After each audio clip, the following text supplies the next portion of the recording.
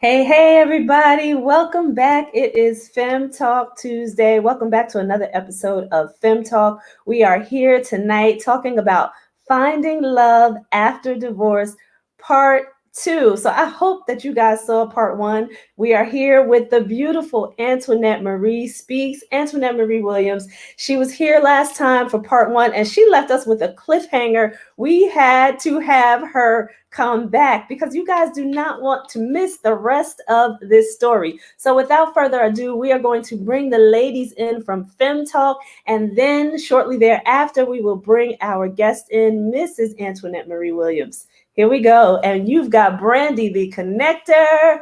Hey. Hey. You've got Shima from She Talks. Hey. Talkers.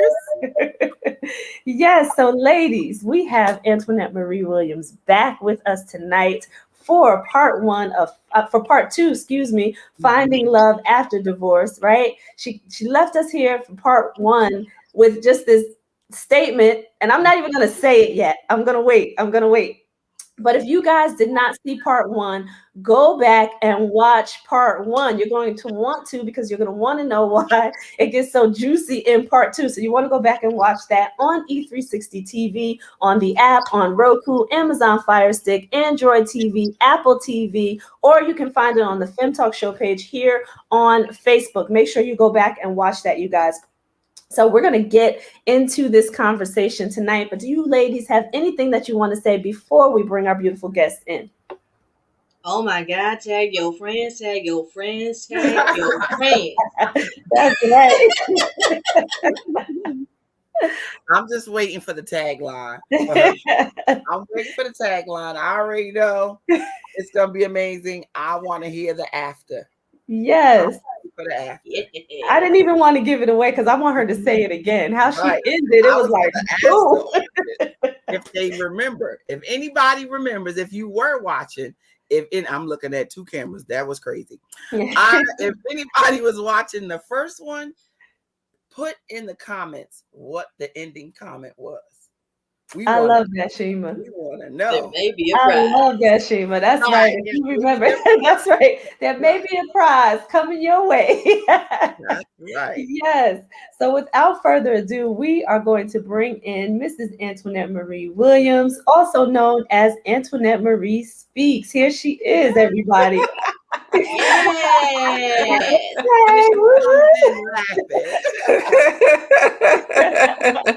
You guys, you ladies are amazing. You're amazing and beautiful and all that, really, really beautiful and scrumptious. You're like candy. You're like candy.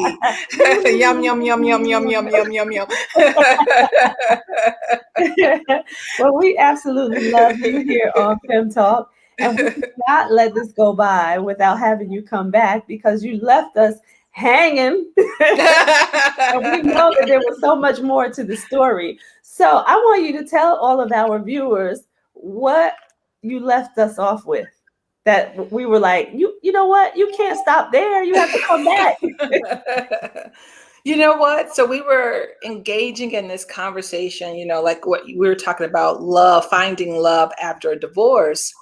And one of the things I was beginning to talk about my husband, who is, this is FEM Talk, so I can say this, like, he's fabulous. He's just handsome. He smells good, just treats me well, just is all of that. And so I remember when, he had contacted me, had called me. And then all of a sudden he said to me, I said, "Where are you?" And he's like, "I'm in the mountains in South Carolina, and I'm coming to get you." Boom, you guys. Hashtag 22 on that one. Because listen, I'm going to speak for myself. I can't speak for all women out there, but I bet you they will probably say the same thing. That's what every woman wants to hear. Okay? We want to hear that. So shout out to Mr. Williams for that one. He gets all the GQ points like for that. We want to be caught, but we want to be caught. That's right. That's good. That's good stuff. We want to be caught.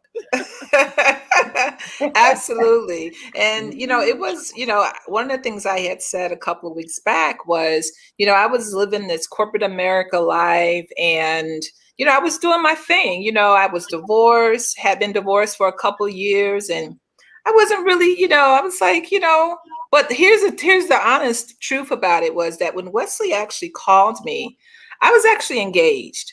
Y'all gonna really get the tea on FEM Talk. Y'all get Oh, Come on. oh I was, so I had been divorced, and this gentleman had just saw me, I say from afar. He saw me, and I was like, he said all the right things. Oh, you look nice, you smell good. What you got going? What you doing? Where you at? You got plans? Don't say that. All of that. Thank you, Bruno. Right.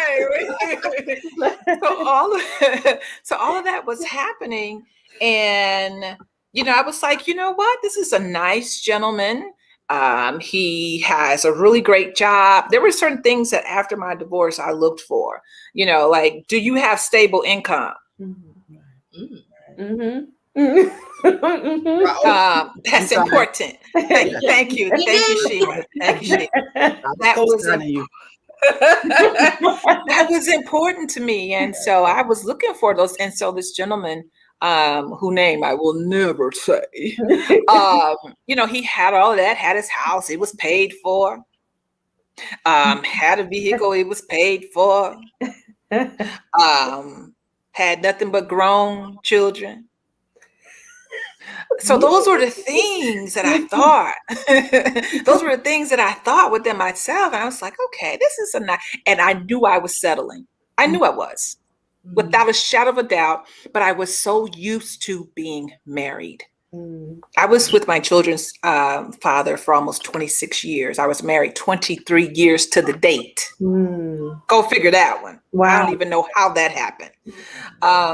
So I was used. So when Wesley called me, I'm like, had my, my stiletto heels on, my black pencil skirt, had on my white popping blouse. And then all of a sudden I hear this voice on the phone. Hello, how are you? And I'm like, wait, hold on now. I said, I'm doing very well. I'm sorry, who am I speaking with? Very professionally, who am I speaking with? And he said, you don't recognize my voice? I was like, I wish I did, but I don't. And he said, he was like, this is Wesley. And literally my heart felt like there were bumblebees in it. That's literally what I felt.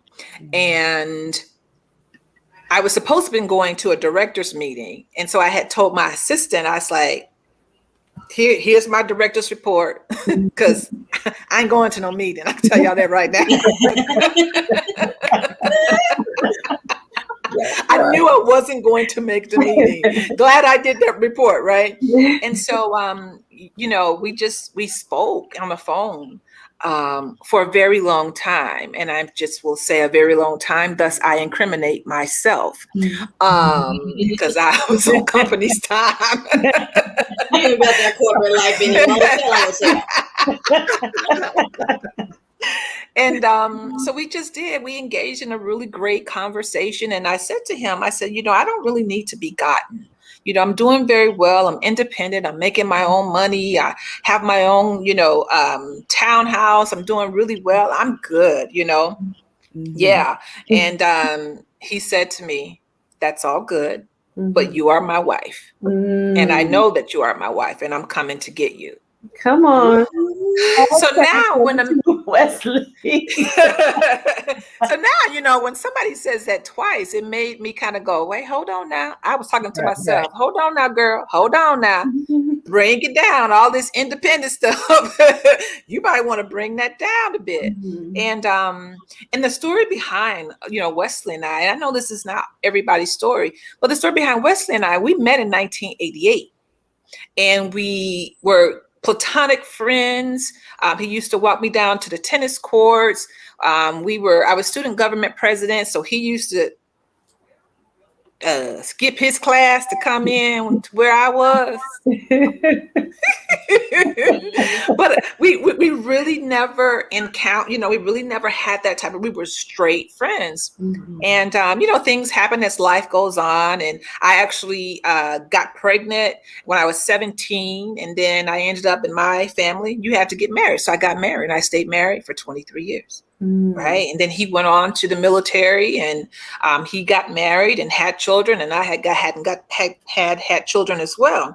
But this is thing. So that's the backdrop of this. But this is the thing that I really want to kind of focus on, because I think a lot of times when you have successful women, a lot of times successful women that are making great money and, they are career driven, sometimes we act as though we don't necessarily even, maybe not need, but don't even want to be with a man. Like, don't even want to have a companion at all, none whatsoever. Yeah. Sometimes we just, we because society has told us to get not just one degree, because that's not good enough. Then go back and get another degree. And maybe then you can compete. And because I'm as Hershey as I am, I had to work harder, be more courageous, be stronger, go get a postmaster's degree and all this other type of stuff. And I started to realize that the job was consuming me. And I want to tell, the audience that if there are individuals that feel this way, don't let a job tell you who you are. That's right. Because a job will start to tell you, will start to, not only will it tell you who you are, you will start to answer to that. Like, it becomes your true identity. Like, you have no other identity. And because I was divorced and it was uncharted territory for me, the job really kind of sustained me, really, because I could do this job like in my sleep. I had been at this organization, this company, all 7 years. And so I was, had my own team and doing all of that. But the great thing about when Wesley made that phone call to me, it caused me, and nothing had really caused me to stop in my track. Right? Because when you're doing your own thing, you're just like, yeah, driving what you're driving, and you like, hey. And honestly, in my heart, I knew I was lonely. I wanted companionship. Right? But these are things that I want to say, kind of some things that I learned through divorce, right? I always will tell women this: be sure that you know what you want. You have to know what you want.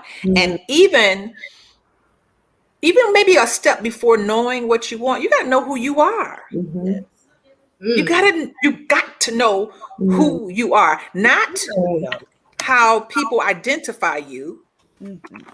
Oh, that's the word right there. Not how people externally identify you, but who are you? What do you really like? That is an excellent question. Yeah. What do you really like that? And so that was part of the work. I had to be very intentional about what I liked, what I wanted, because sometimes those are different. Right. Right. And so I had to sit with myself, and I had to really start going through a healing process. For real, for real. This FEM Talk, so I can say that for real, for real. I had to go through a real healing process, because after you have been in a relationship for 20, almost a long time, 26 years, over half my life cycle, I had to pull back. And I had to, after, all of the other stuff, and I had to get a ring back, child. I had to get a 2-carat diamond ring back. Hurt my soul. It hurt my soul. It really did. And I remember my daughter saying to me, Mom, did you get a ring back? And I said, yes, Anna, I gave the ring back. And she said, Mama, you never supposed to get a ring back. That's not really. You get a whole man, get the ring back. But what I taught her was this: when you say you're done with something, be done with it. Be done with it. Even if it looks like it's, dynamic and gorgeous. When you say that you're done, you're done. And I knew that I was done. And I did not get out of my engagement because of Wesley. He might have had him coming into my life definitely was influential, but I knew that me and this person was not on the same page. But I had a little checklist of things that I knew that this person had to have. And we talked about that earlier. Great job, house paid off. I did not want to mortgage. And I needed to make sure, like, I can't be dealing with nobody else's children. I just did not want that in my life, in my headspace that I was currently in. I did not want it because I traveled a great deal. I just did not want that in my life. And so a lot of times what happens is we'll tell God, okay, well, this is what I want. And God say, well, that might not be the best thing for you. So you know what? Talk to us a little bit. There's so much that you said. So I'm gonna go back a little bit. Talk to us a little bit about that like versus want and how women kind of prepare themselves or even identify what their likes versus wants are, as they are, healing and soul searching and finding themselves and trying to figure out what's best for them in their lives. I think a lot of times women do things for show. Like a lot of my colleagues, associates, all of us are in corporate America. All of us, had all this material stuff. And a lot of times we try to impress other folk. And I remember one of my friends said to me, she said, what is it that you really see yourself doing in the next 3 years? And I gave her the same answer that I would give anybody. Well, I'm going to be doing this. And now I'm going to go. And I mean, you can't get any further than an S suite. So where else, what level, where else are you trying to get to? Right. And really on the inside, I could not answer her question. And so for me, it really was about, I had to pull back.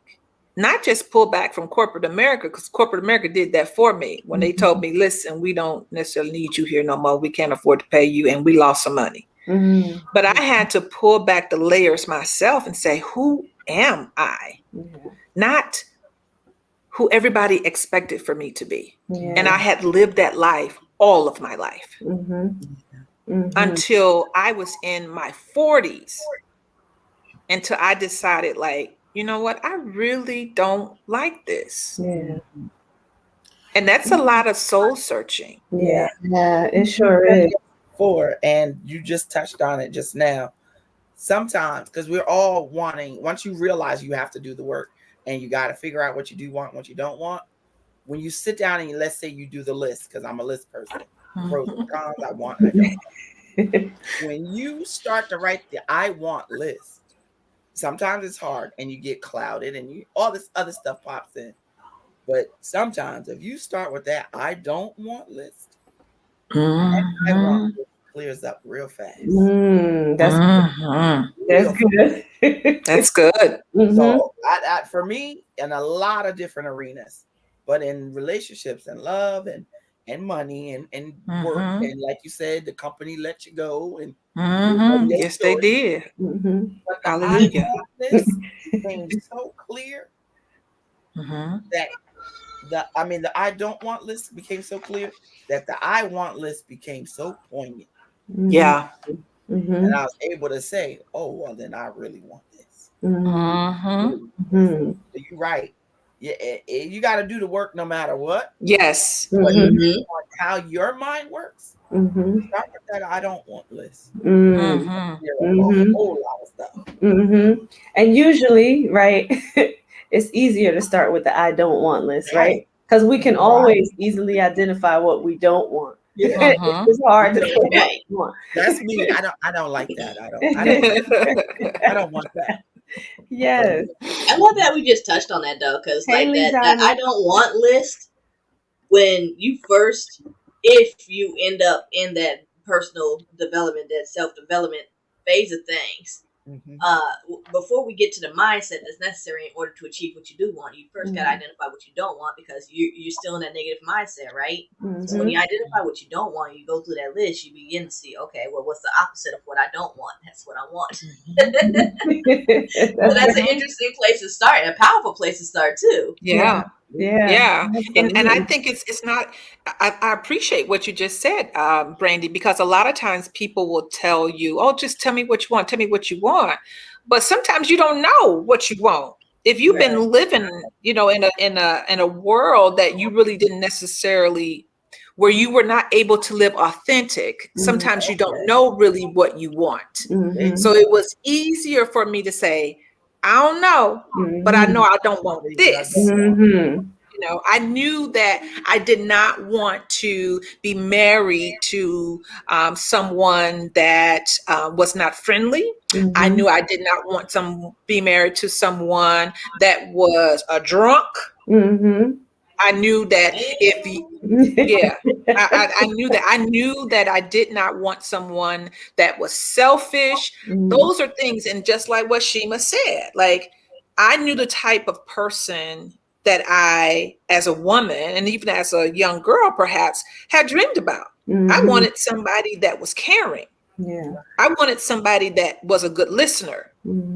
Even if they didn't necessarily have as much, as much as I had, that was cool. I'm okay with that. What I did know for me was, are we comparable? Are we? I don't want us to be the same, because it's enough handling Antoinette Marie just with me. So I don't want you to be a mini me, I wanted and desired a man that was courageous, right? I wanted a man that understood that you don't have to be perfect. Just be who you are, right? I wanted a man that would let me in.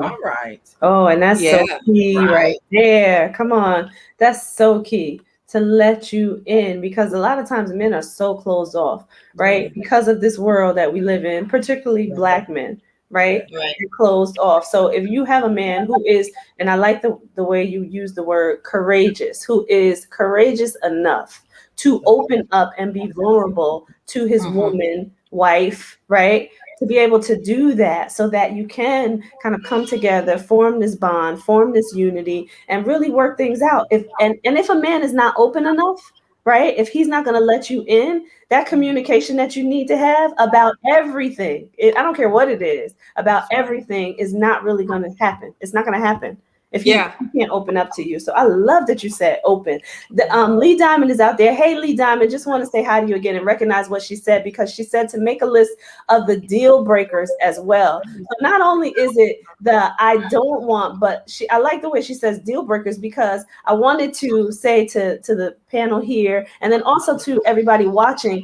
are you prepared to walk away when you see the deal breakers? Because that's a hard thing for women. Even then, though, ask yourself if the deal breakers are rational. Oh, that's somebody's deal breaker might be something crazy, like let's say y'all both in your 20s. Okay, you like 24, you looking for a man that's 26 or so, already making six figures. You might want to chill on that. Most men ain't doing that at that age.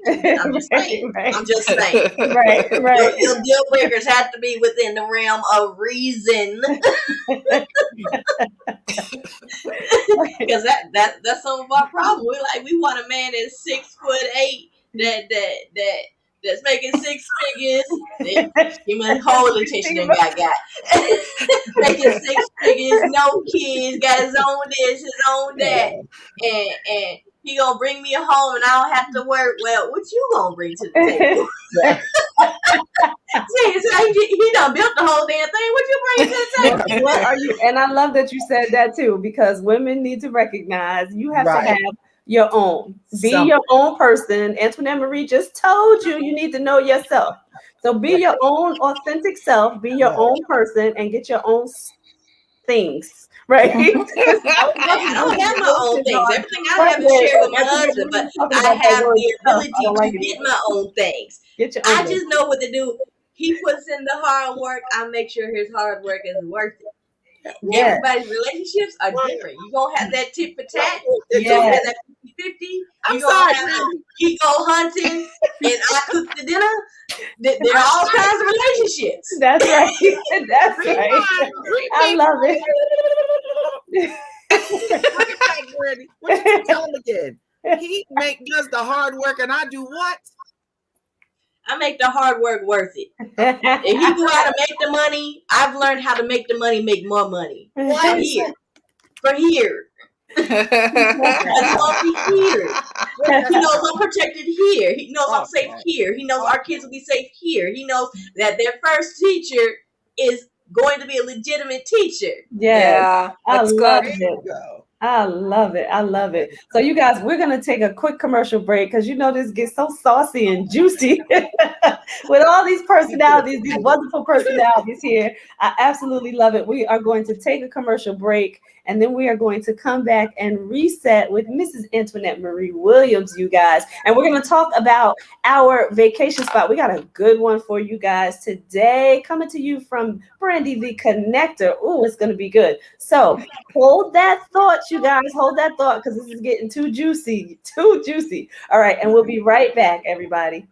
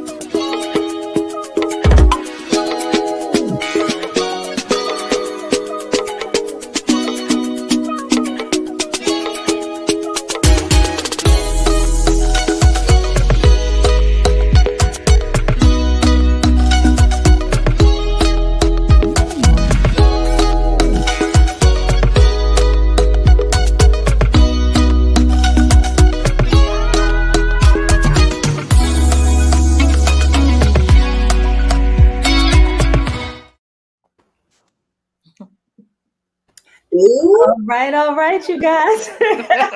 We are back. Okay, I just want to put the link up there again for that commercial. Support our very own She Talks in her ventures to Kenya as she helps the beautiful young ladies of Kenya, the young ladies of Kenya. It is www.wenextshima.com. All right, and that is supporting the Organization of Women Empowered International. You guys, make sure that you click that link and support our girl Shima She Talks. They will be going to Kenya in January, so you have time, but don't wait too long. All right, so you guys, before we get back into this juicy conversation, as you guys know, if you have been following the show, we like to take you for the month of July and August to beautiful places around the world, and today's place is the Maldives. Woo! Absolutely beautiful. So I want to pull up the pictures here. Yes, I think we should plan a girls' trip and go to the Maldives because it is absolutely amazing. The huts, and we don't necessarily want to leave out the men because it actually is a little too romantic to not bring your so we can't leave the men out of this one, guys. Finding love after divorce. That's right. That's right.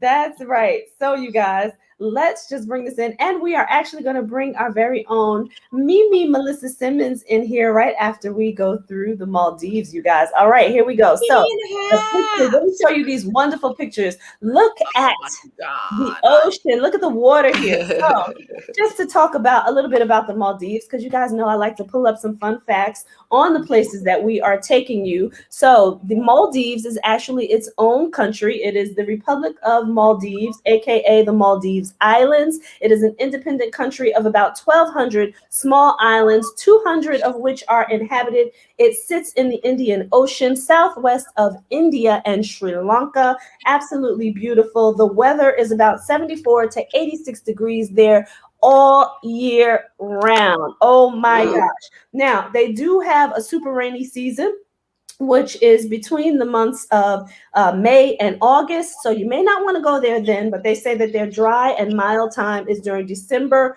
through March. So that's the best time to go. You can enjoy sandy beaches, lagoons, coconut groves, coconut palms there. You can do all sorts of water sports. Look at these huts on the water. They have their own private pools here. They've got their own little road or dock that goes up to your little hut there. They're absolutely beautiful. And when you look for pictures, like right, this is what they show you. They show you all of the huts that are actually out in the water. They're gorgeous. They're absolutely amazing. All of them, even looking at them from above, they have these beautiful designs. Like look at this one, gorgeous, really nice. So this is the Maldives, you guys. The Maldives were actually formed from crowns of submerged ancient volcanic mountains. Okay, it was a mountain range, and they actually sit only 6 feet above sea level. So there is really low lands, right? And as you can see, the majority of what's built here is just actually out in the middle of the Indian Ocean. So this is the Maldives, you guys. It is protected by barrier reefs, and it is actually really beautiful, as you can see. And it, its main source of revenue is tourism, which started probably around, I think it was 1972. So not that long ago, when you think about it. Some of us were very young at the time. But this is the Maldives. And look at this one. This has a slide off of it. Absolutely beautiful. Yes. So you guys, we're going to bring in Melissa Mimi Simmons, girl boss up. Here she is. Hey, Mimi. Hey everyone. Hey. So we're talking about finding love after divorce, and this conversation has just been absolutely juicy again with the beautiful Antoinette Marie Williams. Happy Tuesday, says Keisha. Hey, Keisha. Thank you for joining us here. We are getting back into part 2 of Finding Love After Divorce, part 2 of the series tonight, you guys. And we were talking before we went to commercial break and showed you the beautiful Maldives. We were talking about really knowing yourself and finding yourself. We even mentioned our list, those pros and cons, what you want, what you don't want. So ladies, let's get back into it, because I know people want to hear what's going on here. What I wanted to make sure that the audience knows as well. I know, like, I'm super excited because, of course, I'm single, but and I'm sure there's people out there wondering what you so happy for. Have not been married, but I'm single, and I'm saying my age. I think I said my age on this show before. I'm good. I'm good 50. When not, yes, you are. That's good. Right. That's right. That's 50 right there. That's good 50. That's and right. The likelihood of me marrying means I may have to meet someone who has already been married. So yeah, there's joy in this conversation for me as the single person, because I want to still be married, and very slim chances. Let alone, I don't want a short man, but there's very slim chances in me finding somebody. What if he got everything but the height, though, Sheila? What if he got everything but the height? We gonna have that off-camera conversation, Brandon. Listen, you heard Lee Diamond said, "What about those deal breakers?" That sounds like a deal breaker for Shima. Lee Diamond husband is taller than her. I know. But yeah, just as you're listening, even as a single person who's out there watching, just keep your mind open, because it's very likely you're going to find somebody who was already married. Yeah. I must say, the comment for me, it's personal in that my mom and dad, they divorced, and I truly believe my father's second marriage was his real love, and that's sometimes hard to accept as a child, as a daughter, but the way he interacted with her and what I used to see with him interacting with my mom was totally different. I remember when he got older, and we were able to have a real conversation about what happened. As kids, when your parents divorce, all you see is pieces of the story.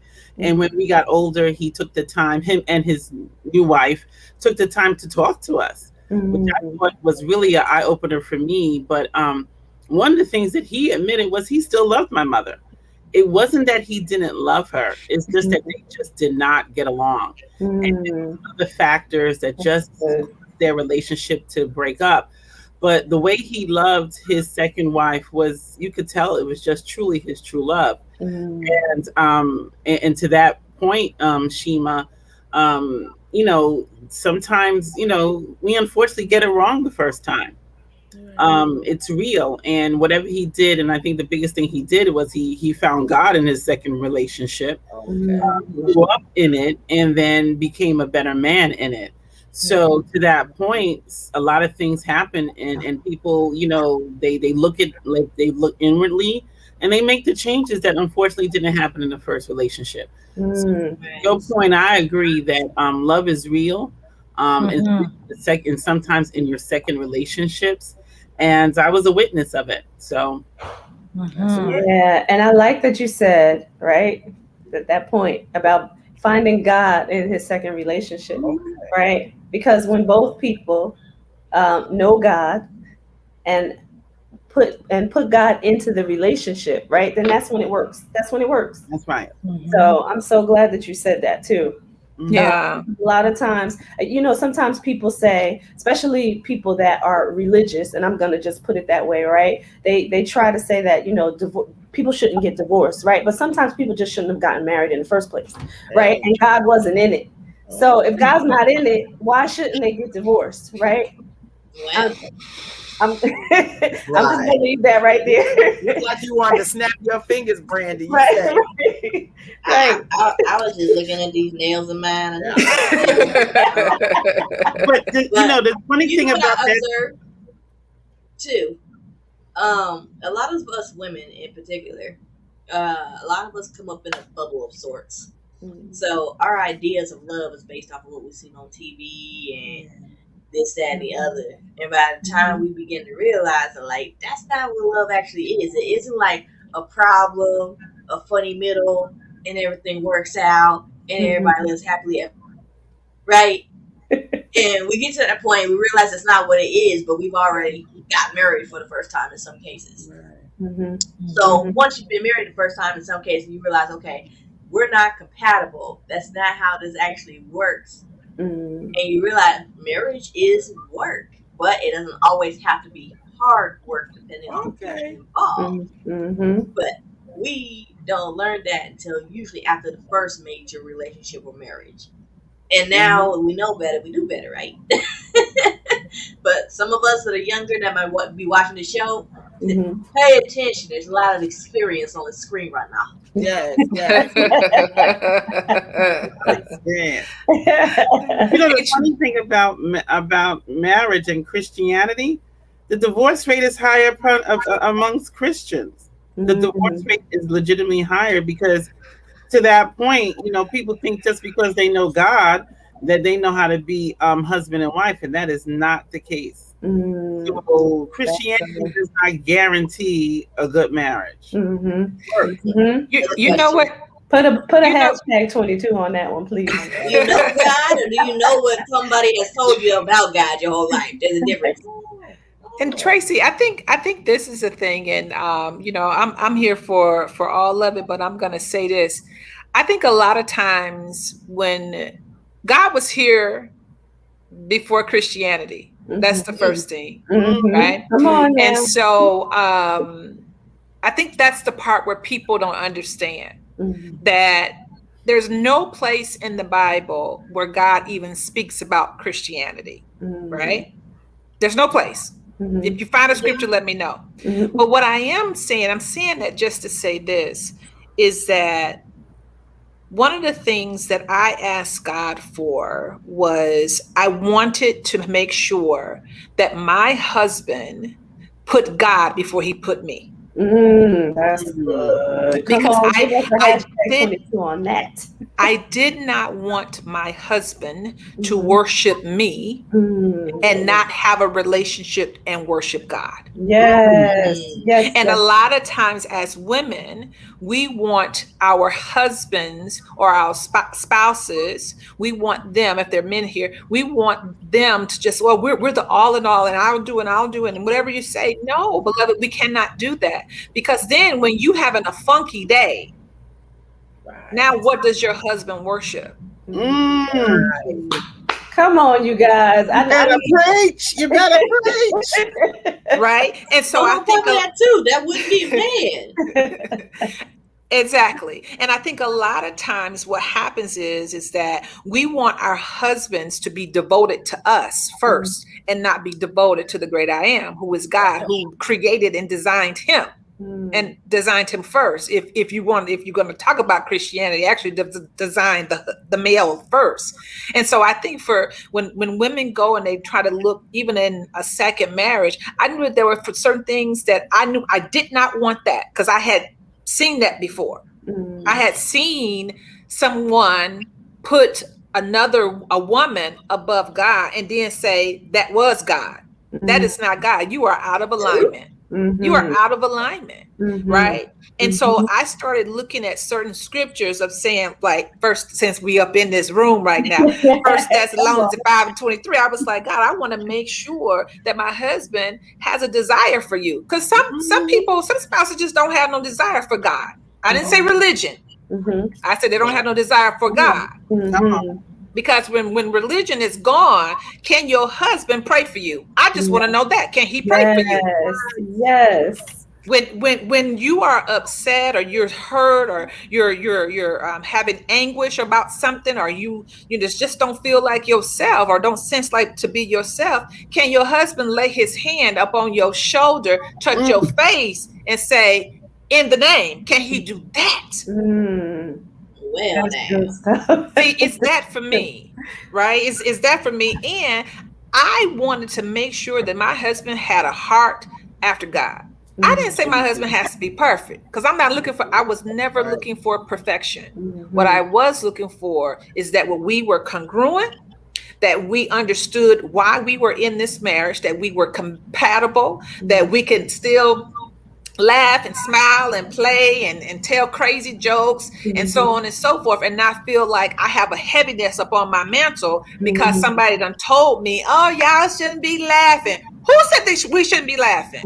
I don't know where you got that from. I don't know where that came from. Oh, you shouldn't wear a two-piece suit. Who shouldn't wear a two-piece swimsuit? Who? I don't know where y'all getting that from. And so I think a lot of times is that one of the things that I really love about my husband is, and these are things that I said to him, I said, for me, my highest level of who I am are in my layers. Like sometimes what you see is not what you get. A lot of times people think that like, oh, this is great. Listen, I have gone through so much, and some of it is trauma. So the more we are in this great relationship, and we not just communicate, but baby, I need for you to comprehend what I'm saying to you. Yes. Because a lot of times people say, oh, communication is the greatest thing. No, I can communicate something to you, but if you are not understanding what I am saying, that is going to be a problem. Yes. Right? And I always tell women, I said, don't get caught up in the icing. I call it icing. Yeah, he got on, a nice pair of shoes, and, he smelled good and hair looked nice. That's icing. I wanted to know what's going on in the innermost being of your soul. I need to know that. Like, I really do. I wanted to know that. And even before I was married, I had to tell somebody, I said, I have to stop letting you shoplift my value. I had somebody that was literally shoplifting my value and my energy. And come on now. I said, no. That can't be love. That can't be. Come on.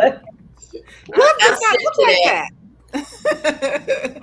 Love cannot do that. You cannot sit and continue to allow for people to shoplift your value and your energy and then say, well, I still love you. No, ma'am. No, sir. I said, I need to know, what are your intentions? And Wesley came out to me and said, listen, I know that you are my wife, period. Wow. And I was still on the fence. So all the things that I had said, like, he has to be intentional. He came out from the gate. You are this and that. I am in the mountains in South Carolina coming to get you. Yeah. What are your intentions? Speak up. I wanted my husband to be clear. Tell me what you want. Right? And the other thing was this, is that I knew that I did not, I didn't want to do a tug of war with anybody in a relationship anymore. I did not want to do that. I knew from the beginning, I said, I will not be in a tug of war match just for me to exist in his space. Like, I did not want to compete. This is not a competition. We're going to love one another, and I love you immensely. There is nothing. I told my husband one day, I said, there is nothing that you can do to make me love you. I love you just because I love you. That's good. Like, you can't buy me anything greater. You can't I mean, if you want to, but you can't do, but I love you. It is without condition. And I knew that I needed to have a strong and healthy, one of a kind, dynamic relationship, because I had seen I had seen and had experienced something that was not that. And I no longer wanted to be in that relationship. And so, if there are people out here saying, well, I'm 45 and I'm still, single. Well, I got married at 43. Okay. So what's the excuse? You can find love, but you have to be intentional. You have to be authentic with yourself. Like my husband know, for me, one day I'll rock a silk press, baby. The next day I got my hair up and some twists. Listen, this is who I am. Right? And the good book says, listen, I have created you. You are marvelous in my sight. And so my husband looks at me sometimes. He's like, man, you are a lot. Yes, I am. I know I am. I know that I am. You're right. And we got, as women, we have to really, we have to engage with that. You know what I'm saying? We really have to express who we are, because if we don't, what happens is then you see yourself in a second marriage and you still pretentious. Come on. And then you are hating, almost self-sabotaging yourself because you told yourself that you would not pretend anymore. Yes. But you find yourself back in that same cycle, doing the same thing over and over again. And I said to myself, I will never attach myself to people that have bad behavior. If your behavior is bad, if you are inconsistent and you have now no self-discipline, you are not the husband for me. That's good. That's taking it to another level right there.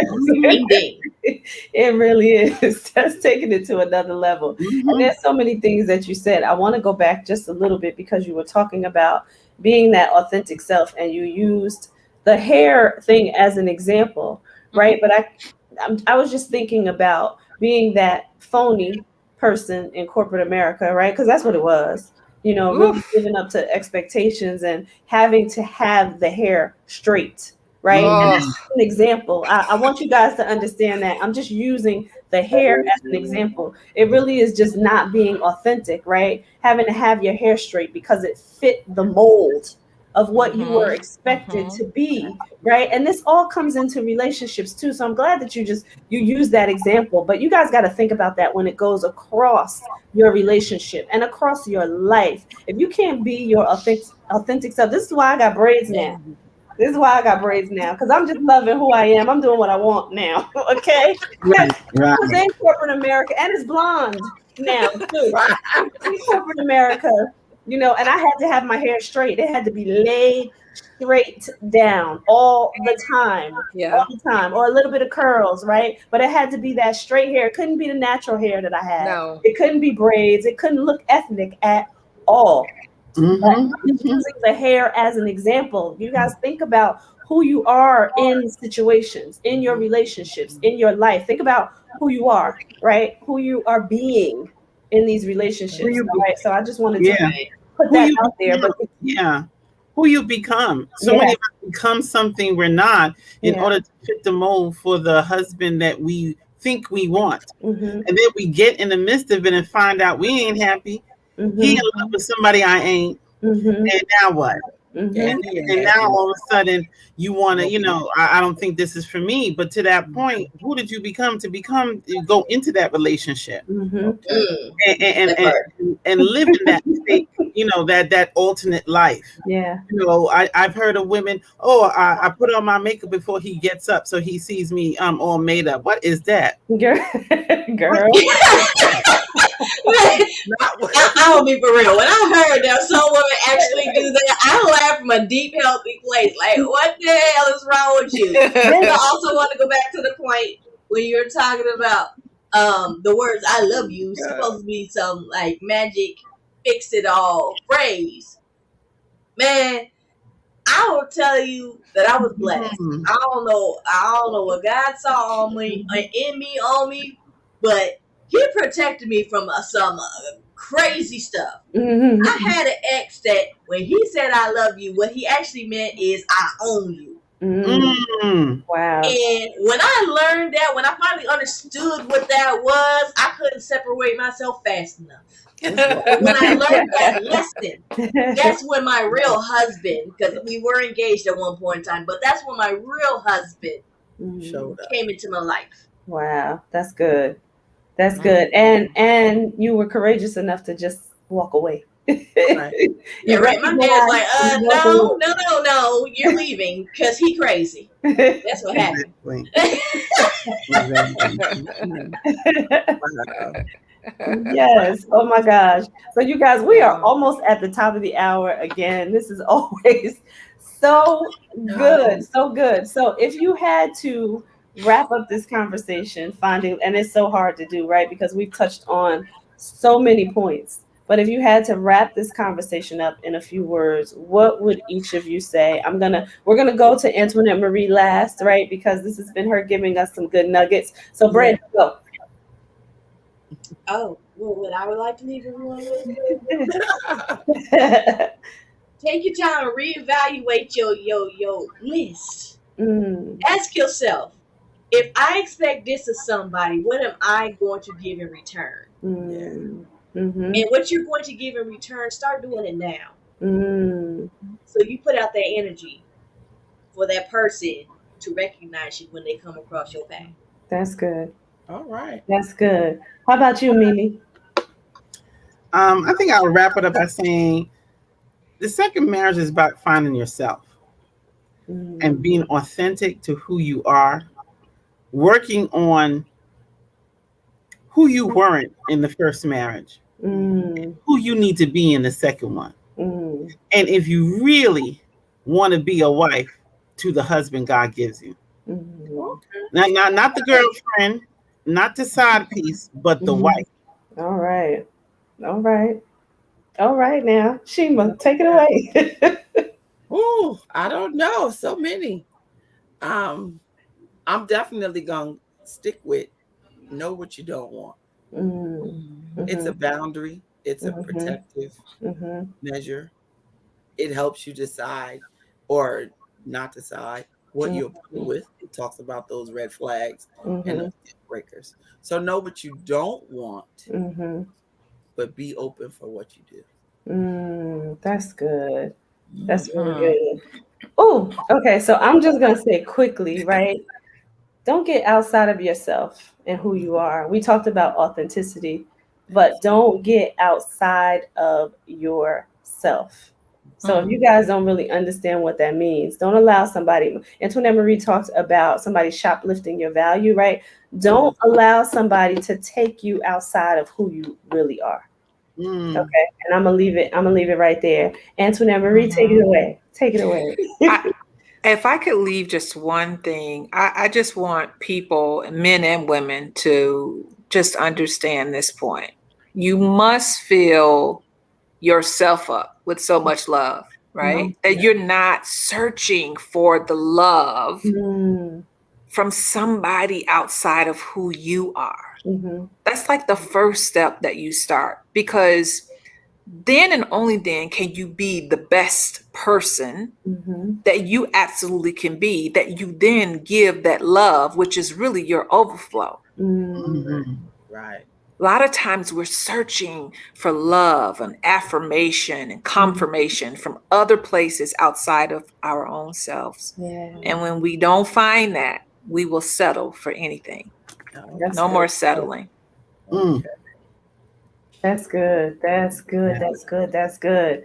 So hashtag 22 on that one. That's right. Put a hashtag 22 on that one. Let's pull that up here. More settling. That's right. Yes. So I just want to say to Keisha, to Lee Diamond, everybody out there who has joined us and watched the show and commented, thank you for joining. This has been another amazing show with Antoinette Marie Williams as our guest. This is home for you, though. So, anytime that you want to come back, come on back to get some of those nuggets for us again. She always has some great conversation for us, some juicy nuggets and experiences that she shares, some knowledge dropping there, you guys. So we love you all. Next week, we will be here Tuesday night, 8:30 p.m. All right.